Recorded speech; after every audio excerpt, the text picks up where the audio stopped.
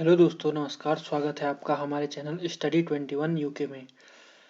तो दोस्तों, हमारी जो क्वेश्चन सीरीज चल रही थी उसका अगला पार्ट दोस्तों ये वाला। और इससे पहले हम 10 क्वेश्चन सीरीज अपलोड कर चुके हैं, तो आप उन्हें देख लीजिए क्योंकि वो आपके ग्रुप सी एग्ज़ाम के लिए काफ़ी महत्वपूर्ण होने वाली है, जितने भी उत्तराखंड लेवल के एग्ज़ाम हैं। तो चलते हैं दोस्तों आगे अपने अगले क्वेश्चन की ओर। तो हमारा आज का क्वेश्चन नंबर 181 पंडित नैन सिंह रावत द्वारा किस वर्ष लहासा तक का सर्वेक्षण किया था? तो पंडित नैन सिंह रावत द्वारा किस वर्ष लहासा तक का सर्वेक्षण किया गया था? तो आपका ऑप्शन नंबर बी सही हो जाएगा दोस्तों, 1874 में पंडित नैन सिंह रावत ने लहासा तक का सर्वेक्षण 1874 में किया था। तो पिथौरागढ़ में इनका जन्म हुआ था दोस्तों। पिथौरागढ़ में जन्म हुआ था पंडित नैन सिंह रावत का। कब हुआ था? 1830 में जन्म हुआ था। और इनको एक अंग्रेज गवर्नर ने तिब्बत के उत्तरी भाग का मानचित्र बनाने के लिए बोला था। मानचित्र बनाने के लिए, तिब्बत के उत्तरी भाग का मानचित्र बनाने के लिए कहा था। इसके लिए इनको तो इसी कारण पंडित नैन सिंह रावत ने लहासा तक का सर्वेक्षण किया था। और इनका ये सफर 15 जुलाई 1874 को शुरू हुआ था।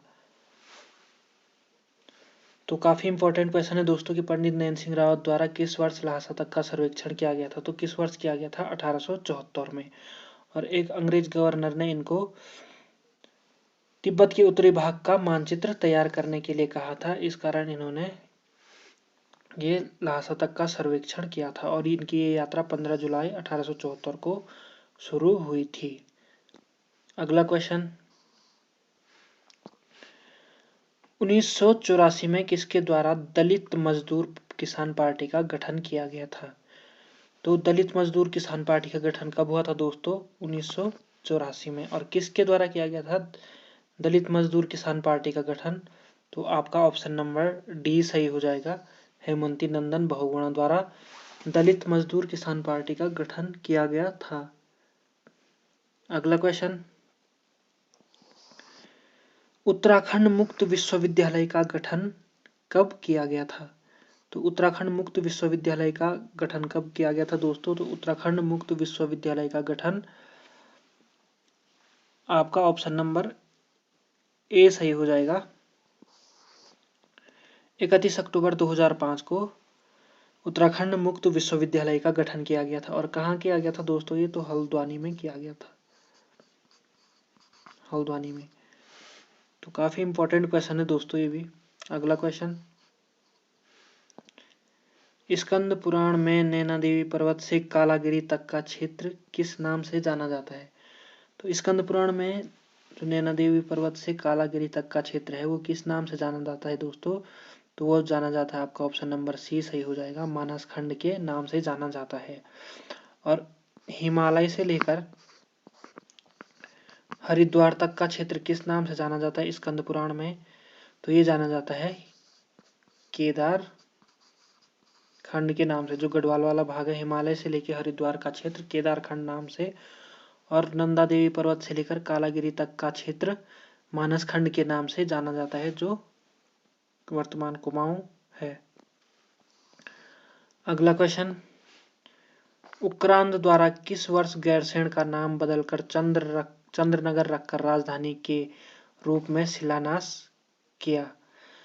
तो उक्रांद द्वारा किस वर्ष गैरसैंण का नाम बदलकर चंद्रनगर रखा तथा चंद्रनगर को राजधानी के रूप में शिलान्यास किया गया था? तो किस वर्ष किया गया था दोस्तों ये?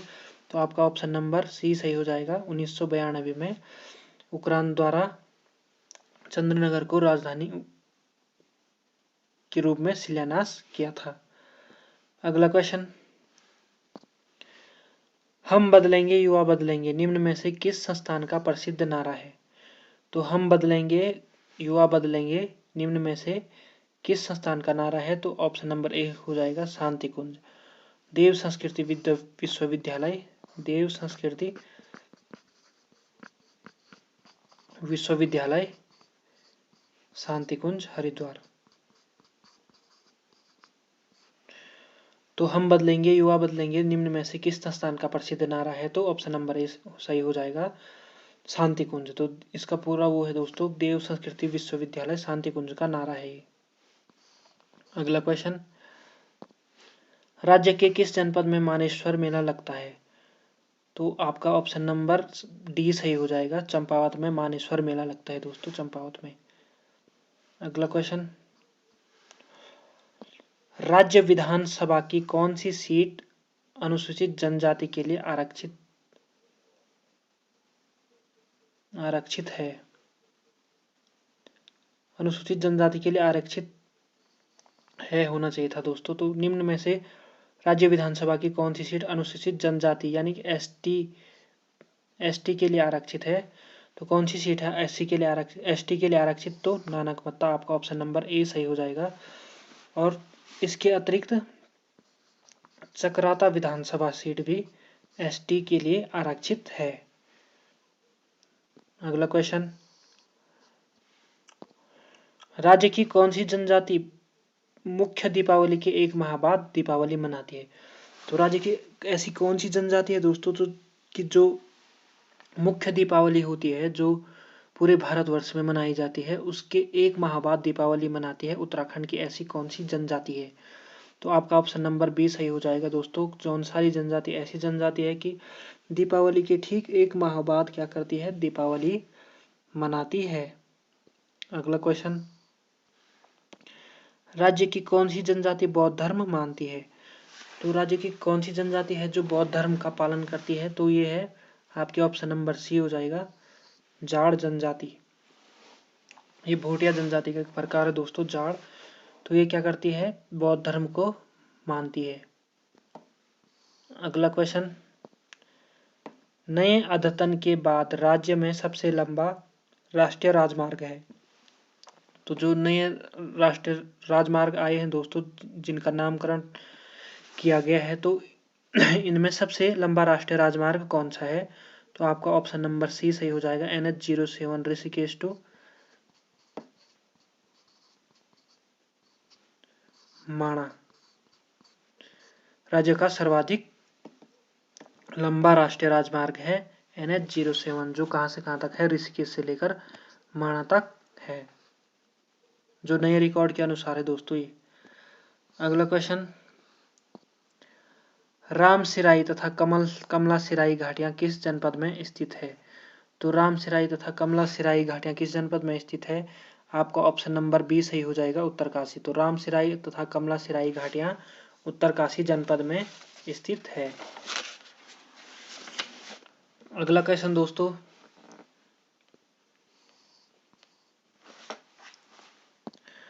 उत्तराखंड में गढ़वाल दिवस कब मनाने की घोषणा की है? गढ़वाली भाषा दिवस तो उत्तराखंड में गढ़वाली भाषा दिवस कब मनाने की घोषणा की गई थी? तो आपका ऑप्शन नंबर डी सही हो जाएगा, 2 सितंबर को गढ़वाली भाषा दिवस मनाने की घोषणा की गई थी, और 1 सितंबर को कुमाऊनी भाषा दिवस।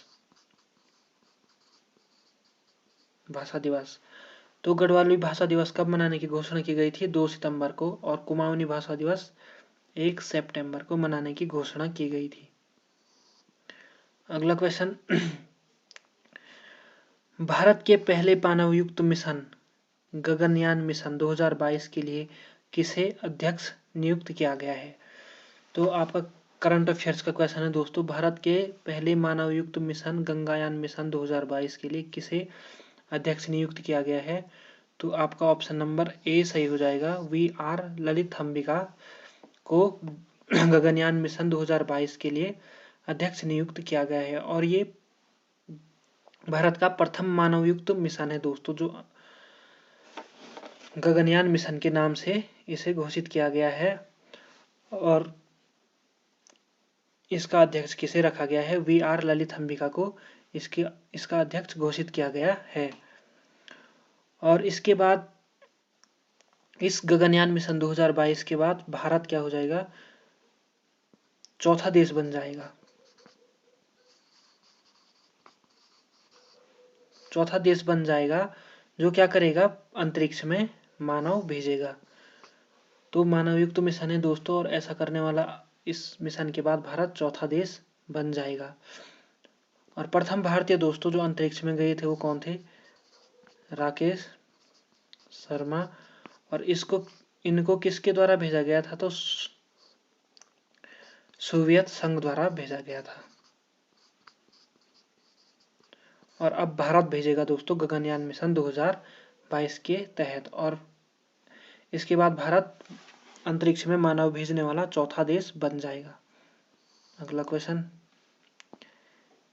एशिया का प्रवेश द्वार क्या कहलाता है, तो एशिया का प्रवेश द्वार किसे कहा जाता है दोस्तों, आपका ऑप्शन नंबर सी सही हो जाएगा। एशिया का प्रवेश द्वार तुर्की को कहा जाता है। और भारत का प्रवेश द्वार किसे कहा जाता है, भारत का प्रवेश द्वार, तो भारत का प्रवेश द्वार कहा जाता है दोस्तों मुंबई को। मुंबई को भारत का प्रवेश द्वार कहा जाता है। और एशिया का, तुर्की को एशिया का प्रवेश द्वार कहा जाता है। अगला क्वेश्चन, राजीव गांधी राष्ट्रीय उड़ान संस्थान किस राज्य में स्थित है, सॉरी दोस्तों एक मिनट, किस राज्य में स्थित है दोस्तों राजीव गांधी राष्ट्रीय उड़ान संस्थान किस राज्य में स्थित है, तो ये आपके महाराष्ट्र में स्थित है राजीव गांधी राष्ट्रीय उड़ान संस्थान। अगला क्वेश्चन,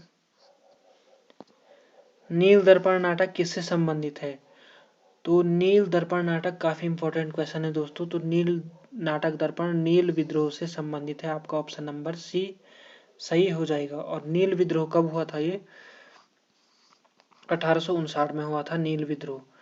और इसका वर्णन किया है, नील विद्रोह का वर्णन किसने किया है, दीनबंधु मित्रा ने।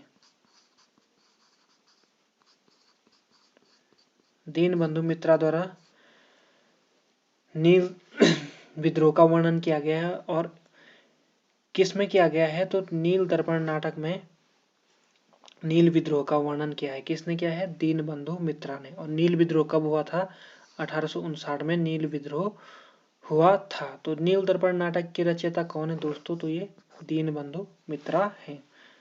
अगला क्वेश्चन, 2018 में टाइफून जेबी नामक तूफान किस देश में आया था, तो काफी इंपॉर्टेंट करंट अफेयर्स का क्वेश्चन है दोस्तों। 2018 में टाइफून जेबी नामक तूफान किस देश में आया था, तो आपका ऑप्शन नंबर